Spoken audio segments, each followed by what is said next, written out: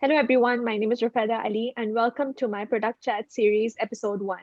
My first product chat is with Vickie, former product management director at Insperity, and will soon be starting her work as group product manager at Cisco for their cybersecurity offerings. Vickie is also a part of program advisory committee at Women in Product. Our agenda is to speak with Vickie about her product management journey at Insperity and her advice as to how others can transition into the field. Hi, Vickie. Great to chat with you today. How are you? I'm great. Thank you for having me. No, thank you so much for taking out the time today. Let's start with your path into product management. Can you please tell me more about your journey and background and how did you get into product management? Sure. So mine's been a little bit of I like to call it a zigzag journey. And so I started out at actually a company Insperity acquired back in 1999. And I started there in technical support and implementation, doing quite a bit of customer facing roles and things like that. It was a really small company at the time. I think I was employee 24. And at the time you would do anything and everything, right? At a small company, you would answer the phones, you would make a sale, you would do whatever. So I really enjoyed the variety there in what I was doing. But I started noticing I wanted to get more into the technical side there. They developed their own product.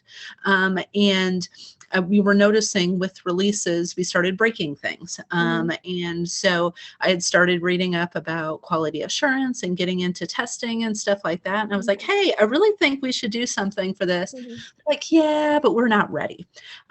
So I actually ventured off for about a year, and I worked for the state of Wisconsin. That's where we were living at the time.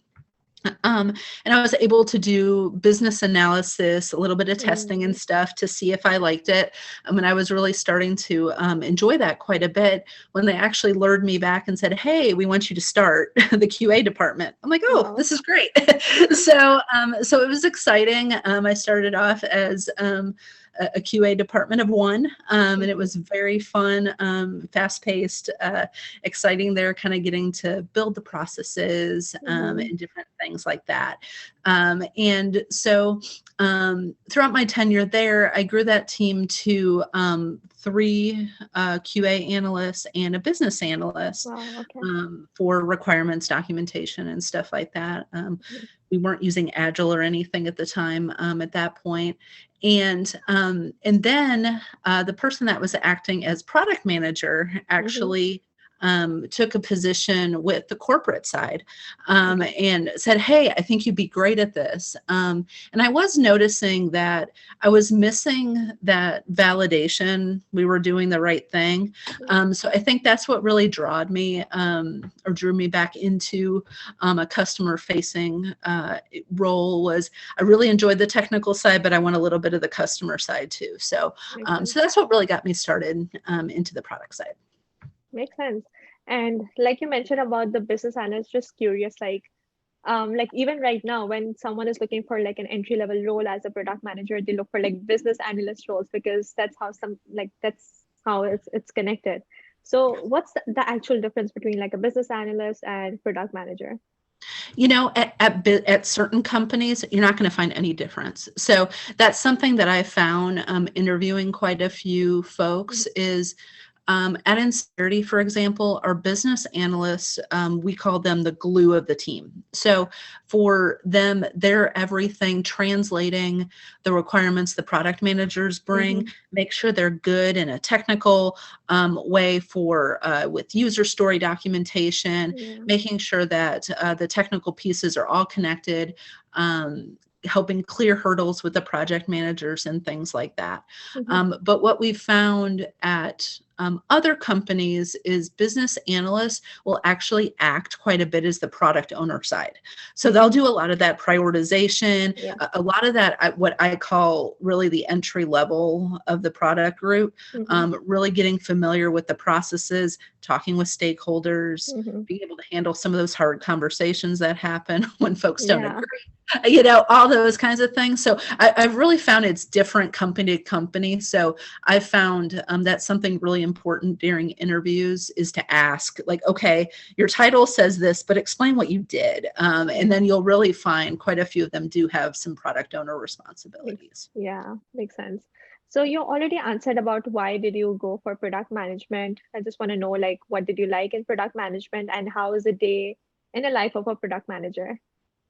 Yeah. So for me, when the product manager is really firing on all cylinders, it's when they're really having, I call it a diverse day. So you could start a day doing some customer interviews or writing some customer surveys, right? Mhm. And then you pivot into working with the technical team and looking at some stuff. Then you're with the designer saying, hey, did this match, right? That's like the plethora of, the diverse buffet, I like to call it, that folks go through. But what's really exciting about this role, and I think what's kept me in it for 12 plus years is no day is the same. It's always something new. You could be handling with one day leading a technology advisory committee of really happy customers to the next day you're dealing with escalations, right? So you just don't know really the kind of day that it's going to serve up. But it's really exciting and challenging, especially as you're, again, then you're validating with stakeholders. Okay, here's what I'm hearing from the customer side and the technical side. Here's how we're going to prioritize this. Does this feel right to everybody? Things like that. So you have to love communication. You have to, I because agree. you talk a lot and you write a Yeah. lot. So that's one really, really important thing. How many hours in a day do you spend in meetings? Just curious. So, yeah, gosh. So when I was actually like in the product manager working with the team role, it would not be uncommon to be in like 6 hours of meetings. Mhm. And so I think what happens sometimes is for me, like a meeting is an agenda and stuff like that. But like now with the remote world, we call everything a meeting. So to me, some of it is just like the natural collaboration, like you would have Mhm. swiveled your chair and talked to somebody and Right. had, an interaction. So I think now people are on like a lot, right? Because Mm. you don't have that separation of, Mhm. okay, this is an agenda meeting versus Yeah, this is just a gathering requirements thing that we would have done at like the just table. some questions. Yeah. Yeah. And okay. So when someone applies to like a product management job, what skills or background do you think they should bring? And like, what's the best candidate out there for a product manager? Yeah. So for me, there's a few things that I look for is you need to be really good at working through ambiguity. Hmm. Things are not going to be clear when you Yeah. first get them. We always use the analogy of, the different ways that a car would have come to be if we actually built what they told us to do. So you have to ask a lot of questions and you need to really be okay working through those gray areas a lot. Yeah. Um, and you also need to really not have a lot of ego because a lot of the times you're like, gosh, I thought this was right. And you're like, nope, it wasn't. No. Moving on. So it's something you need to be okay being wrong. And, that's something that I think is very, very important for the managers Hmm. of product folks is to give them freedom to fail, because that to me is when I see folks start elevating into director roles and things like Hmm. that. They get really comfortable with that didn't work. And so then they quickly try something else, right? So it's not like a big pause and delay and lamenting that this happened and stuff like that. You're able Right. to work through it really, really well. And the other side is really, like I mentioned, those communication and being able to have the emotional intelligence as you go through these hard conversations. Yeah. Because a lot of the times, the most important thing you can do as a product manager is say Hmm. no. And you need to be able to do that both in a professional way and something that still keeps your respect with folks, Exactly. right? Because it's easy to go in there and say, no, I'm not going to do that. Yeah. Thank you. Have a nice day. And Zoom call, right?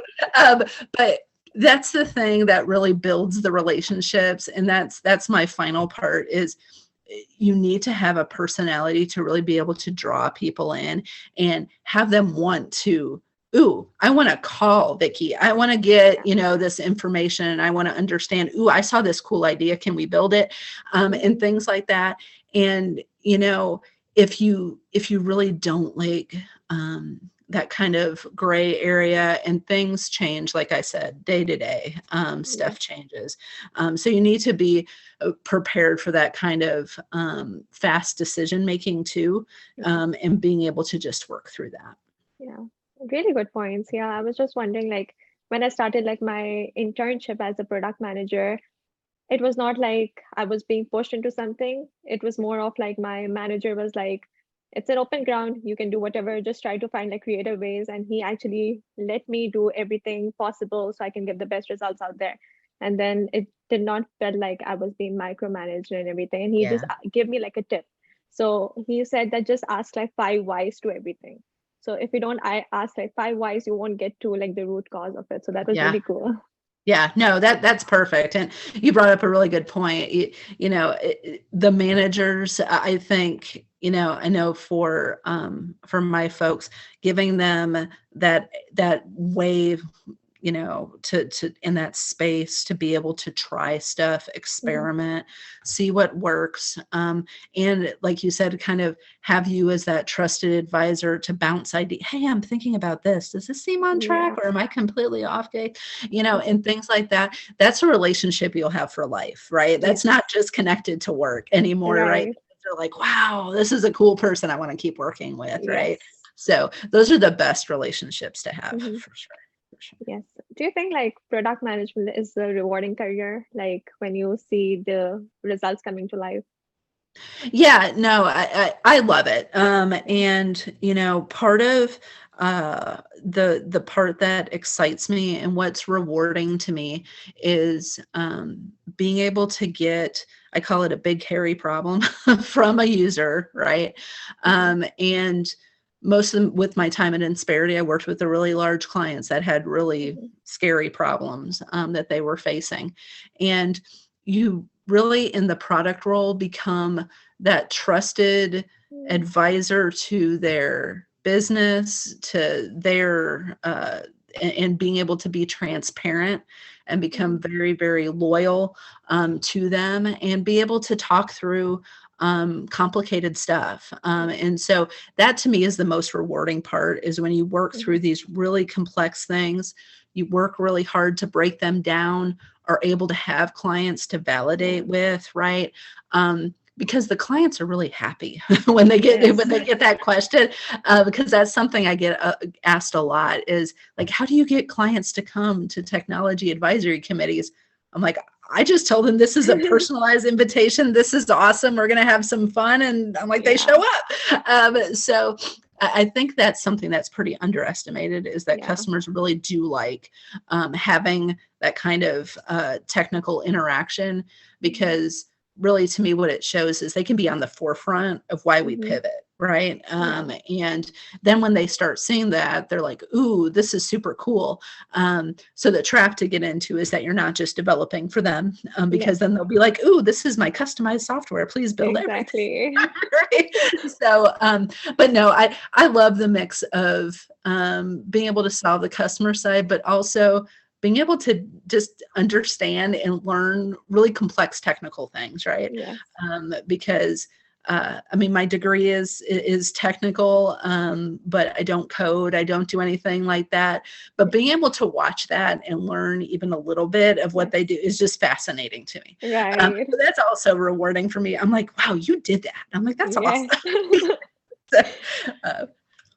So like most of the things you mentioned and the things that I've experienced so far, for product manager, there's more like soft skills that are required, like transparency, collaboration. There's so much. Like, how can we judge that based on a resume? Like, what do you look for in a resume? Yeah, so the resumes are hard. And, a lot of the times for me, I'm looking for something on a resume that shows a lot of the hook words, right? Mm-hmm. Curiosity for me is a big one. Mm-hmm. And did they try things? Even if you're an early graduate, do you see that they try joining different groups, or, Yeah. doing different volunteer things, Mm-hmm. or even hackathons or things like Yeah. that, right? And so those to me are what really stand out, especially in the early graduate times. And then when I look at as skills progress, right, Mm-hmm. you really are looking for quite a bit of people being able to work through change, because change happens a lot, right? Yeah. So if you see somebody, even if they stayed with the same company for a Mm-hmm. really long time, but you see somebody that, okay, we went through this software, pivot, and then we did this project, and oh, by Yeah. the way, then this happened, right? So being able to handle the pivots and the change is something else that's really, really important to me. And I always suggest, especially for the ladies listening, have Mm-hmm. power words on your resume, right? So, don't just say, I collaborated, right? And things like that. It's like, put some words out there that Yeah. draw people in, right? Mm-hmm. I actually was responsible for generating revenue of X, right? I mean, so, Yeah. or I was responsible for prioritizing R&D of $20 million, whatever number it is, right? The So you numbers. just Yeah. draw it in, because you need to understand, like, the recruiters, they don't read a long time, right? Yes. So, and I agree. I know whenever I get resumes, I take a lot more time to be like, okay, who is this person? But the first pass before it comes over to us doesn't get a whole lot of time. So, Yeah. um, and yeah, I mean, you get a lot more from the interview, but that Mm-hmm. resume is kind of like your entry point, right? So Exactly. I don't put as much weight on that, but I know that's hard to not get in the door. So, Yes. yeah. Okay. Yeah, I agree with all that because when I was just going through like interview stages, like when I was looking for internships, I was not landing internships till I added the numbers on my resume. Like I have to add the data, okay, what I'm bringing to the team, like how much impact did I make? So I agree with that point. Um, for the certifications, do you recommend any certifications, any new PM should do? Yeah, so for me, what I found has helped folks a lot is to start out, again, if you're going to be working directly with the development team, which most of Mm-hmm. the time you will, right? Yes. Is the certified Scrum product owner, if they practice Scrum, is a really good training and Mm-hmm. certification that you get. There's no test to that one, I don't think, Yeah. and it really covers the basics, I think, of what makes good prioritization, what Mm-hmm. makes really good teamwork with your development team Yeah. when they say, hey, it's going to take me 8 weeks to do a button color change, Mm-hmm. right? So how do you work through different conflicts and stuff like that? So Yeah. I audited that class and I actually really enjoyed that one. So that one was Wow. a Okay. really good one that I thought Mm-hmm. was good. I also just I've seen my folks look up LinkedIn learnings, just Mm-hmm. product manager. What Okay. does it mean, right? Time management, like I said, difficult conversations, just those soft skills too, like Yes. getting some different scenarios in there are really good. I had a few folks that took the pragmatic Okay. series. They really, really enjoyed it. I don't have Mm-hmm. personal experience with those, but I know those always look good on That's resumes. good. I Okay. haven't seen those not look good on resumes. Okay. So that's something to think about too. Perfect. And I have seen a lot of product managers, including you. You have done the Scrum certification as well. Does that help? It helps because I think part of, especially if you're coming in and you weren't trained on Scrum with the team, right? Yeah. So a lot of times, like, a new hire comes in, and then like, I moved over to the corporate side, and they Mm-hmm. had been doing Scrum for 4 years. You'd sit in Mm-hmm. there, and I didn't understand half the words they were saying, and I'm Yeah. like, hey, I really feel like I need to do something to make Yeah. sure I'm picking this up better. So for me, I think it was what really helps is the confidence builder, right? You Okay. know what is happening and kind of the order things should be going in. Yeah. Not to say every company changes it a little bit, for sure they do. But you'll just have, I think, just a little bit more innate, like, ooh, okay, I understood that. Okay, they're going to go do, the user story and the task and the reasons that they're breaking stuff down the way they do, right? And stuff like that. It just helps for me. And you mentioned micromanagement. For me, it helps the product managers like not want to micromanage, right? Because it's like, I get it. This is yours. Go forth and do amazing things, right? Because otherwise I feel like it's just you're asking a lot of questions, right? So that for me is what helped the most with those certifications. Got it. Okay. And I think research is important too, because if you're not doing any research with that, it won't get you anywhere. So I think PM should know like at least basic research skills. So at least they can find their own way. Like if they're not micromanaged, they can just like do their research on their own end and they don't have to ask a lot of questions. Right. Yeah. And I mean, everybody's super gracious when you're the new person, right? So I always take advantage of that. I'm like, ooh, I have all the questions. I'm like, let me know when I'm and so, I also say, don't be shy. Like if you don't understand something, just raise if people are really nice, right? So, and if you're at a place they're not super nice, I'm like, that's scary, right? That's something to think about too. One thing that I have seen product managers do that will get them into trouble is kind of pretending they get it when they don't. So, there's a point of faking it to make it, but not when it's like in a technical like setting of, oh, you agree with that, right? Ooh, I'm like, I didn't understand half of that, but yes. Then you come to find out, oh, I should have said no, So, that's one thing that I really, really coach folks on a lot is don't be shy to ask questions. And I'm like, if you're getting slack, you need to come to me and we'll work through that a different way. Right. Or maybe we need a training, or like you said, maybe there's a certification or something, and that's okay.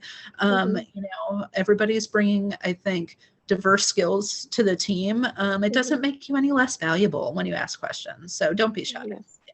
Yeah, because again, you would just be doing like the repetitive stuff if you don't ask the questions. At the end of the day, it's just taking more time. Right. So I would like to tell everyone that we're running short on time. So Vickie answered some more questions and you can find the response to that in the caption. But before we end the interview, Vickie, I have one last question for you. What advice do you have for students or professionals who are trying to transition into PM role and how to stand out again as an applicant? Yeah, for me, and I'll say this time and time again, is be curious and show energy.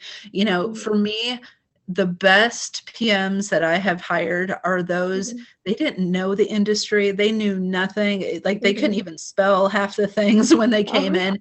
But you know what? They showed up excited on positive bundles of energy that were like magnets. And so, that to me is like 99% of it, right? Whether it's go do some jumping jacks or something before you got to get on the WebEx, hey, it's cool, right? But if you can show your excitement, that gets everybody excited about it, right? So for me, that's what stands out the most is when you bring like, I'm really excited to do this. I really want to dig in and do this thing because we're going to be great together. And people are like, whoa, yeah, we are. And so, that to me is what, that gets you referrals down the line. That gets you just, it opens doors you wouldn't even think of. And for interviews, I really recommend that you have, because no matter what you do, an interview is scary, right? And it's got a level of nervousness while you do stuff. So what I really recommend is writing out some stories out. And so those are about writing down your situation, task, action, and result. So these are things that you've done in your past that like really you're like, when they ask, hey, how have you handled a difficult conversation in the past? Yep, I know that story, right? And you can read, you don't read it, obviously, because again, you want to show the energy. But you want to make sure that you've really got those good stories to tell, because that's the Mm-hmm. other really, really important part of being able to stand out and be a product manager that people will come back to, is storytelling. If you bring the audience in, and you can tell that concise story, you can make that concise business case for more investment. That's when it all happens, right? So I really, really recommend, reading up on storytelling. I love leadership blogs about, okay, here's how different kind of presenters worked well, or, ooh, I'm like, this one, it's even good to watch the funny ones that I'm like, you even draw some parts out of that like, actually that would work. So, Sometimes, just saying, just also don't be shy to be, silly sometimes. There's a time and a place for it. But it really does, help everybody see you're human too. And so, that's what's really important to me, because I always look to have work be fun too. I don't want it all to be, grind. It can be a stressful industry for sure, right? It's really important to have a fun group to work with. Perfect. I really love that advice. Thank you. So again, I would like to thank you so much for all your help today and for all the insightful information. I think a lot of people would learn so much from you. Can I tag your LinkedIn too? So if anyone wants to reach out, okay, Definitely. Perfect. Sounds good. Again, thank you so much, and thank you everyone for watching. Bye, Vickie.